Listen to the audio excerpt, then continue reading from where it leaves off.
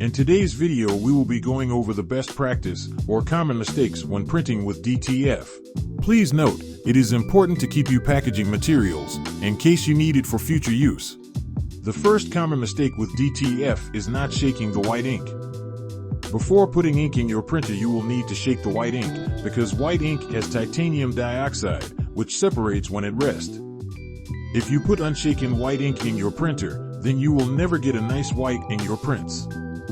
Shake the white ink bottle for about 1 to 3 minutes. You will feel the liquid turn bubbly. Uncap the bottle slightly and let the bubbles turn back to liquid. This should take about 3 to 5 minutes.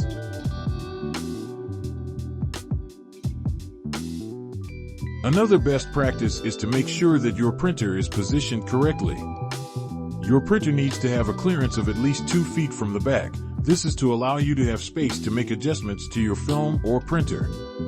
Make sure that the front of your printer is close enough to the edge that the film will smoothly feed out. If the printer is too close to the table, the film will bunch up, causing a head strike. A head strike is when an unwanted object makes contact with your printhead. Head strikes scratch and damage the printhead, so we need to make sure to avoid head strikes. With the Prestige A4, we avoid head strikes by first loosening the guides so that the film moves freely between the guides. The guides help by keeping the film low and not raise. Although these are helpful, it is important to never touch, raise, or adjust the film while the printer is printing. The next way to avoid head strikes is to make sure your film is passing freely through the printer. Use your exit and enter buttons to move the film through the machine before any print is sent. The last common mistake is not loading the film properly. Film has 2 sides, but only one is the print side. The matte side is the print side. With a roll you can tell because the outside is the print side, so always load the film over, not under.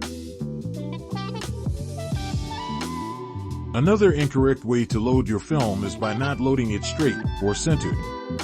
When loading with a roll or sheet, you need to ensure that the film is centered on the printer and making sure you have a similar gap on both sides.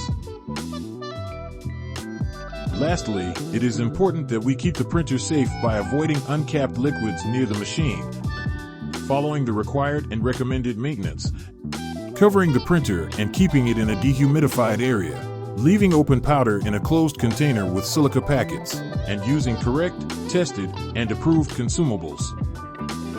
That is it for today's video.